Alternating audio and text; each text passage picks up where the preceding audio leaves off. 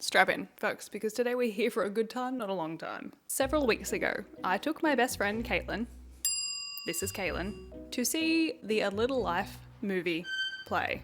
But she hasn't read the book before, nor does she know anything about what she was getting into. For those of you who don't know, hello, my name is meekela, this is meekela Reads. I live here, and as I said, today we're just gonna go on a little adventure to see the A Little Life play and buying some books. I'm sure you all remember my experience with reading A Little Life and the emotional onslaught that caused. And it subsequently became probably one of my favorite books that I will never ever recommend that anyone else ever read. So when I heard that there was a play being done about it, I was so excited and then immediately devastated because it was only running in London and I live in Australia. There was no way I was gonna make that. But then they announced that they had filmed it and it was going to become a movie. And naturally, I had to go and see it. So it was running in Sydney and Kaitlin and I set off on an adventure to go and see the A Little Life movie of the play. That is a sign of true friendship, that someone will come with you to see a movie about a play about a book, no questions asked, without having seen it or read it or know anything about it. True sign of friendship. So we started the morning obscenely early to get ready to set out on our adventure.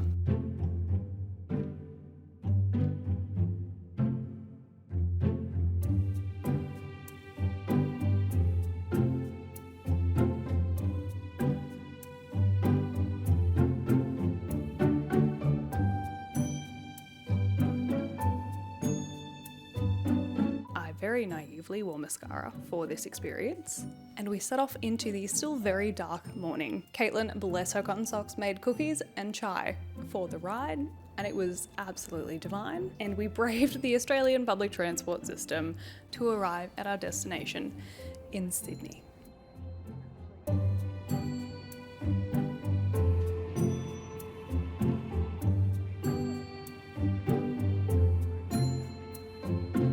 I saw so many dogs, it was amazing.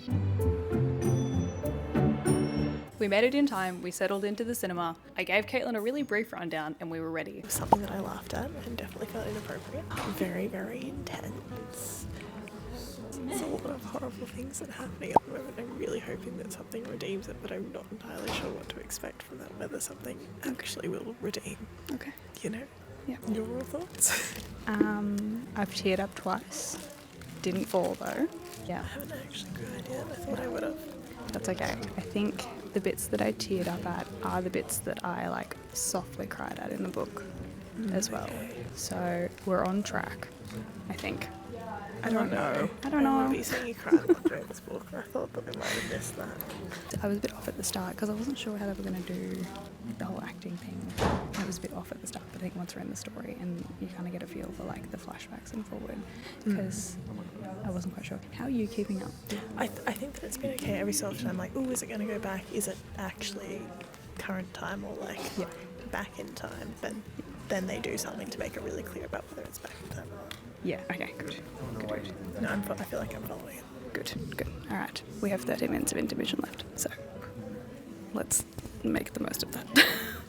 Sweet, sweet, naive children we were, because the second act destroyed my last remaining brain cells that I had for the day, and Kaitlin refused to make any further comments. Due to aforementioned 0 brain cells, I was foggy and disoriented and completely scattered, and so trying to navigate the streets of Newtown with absolutely no brain cells left was incredibly difficult, but we managed, all in the name of quirky secondhand bookstores and crystal shopping, before we then found some lunch. Much needed, much deserved lunch.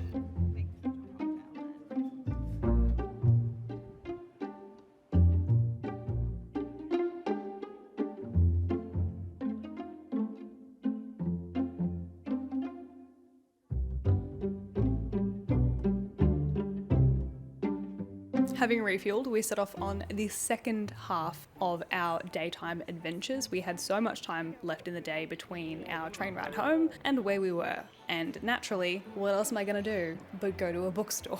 We're going to the bookstore. It's busy. It is very busy. We'll see how far we get.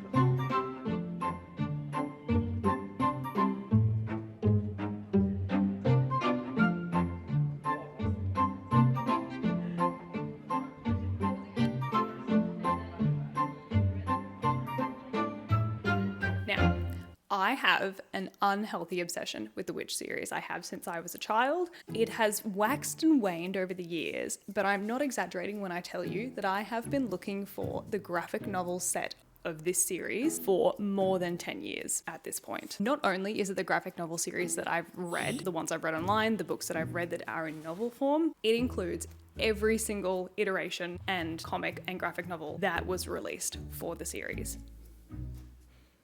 I really hit the mother lode. This was it. I can quit now. I can stop. Okay, well I have number 1, so that's not ideal.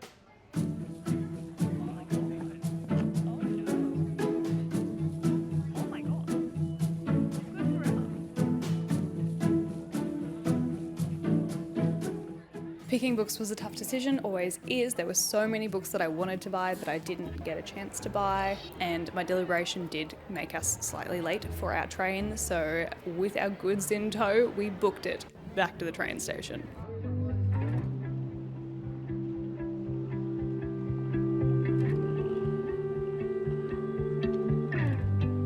Just in time for an exhausted, tired, sleepy train ride home, reading our books that we had.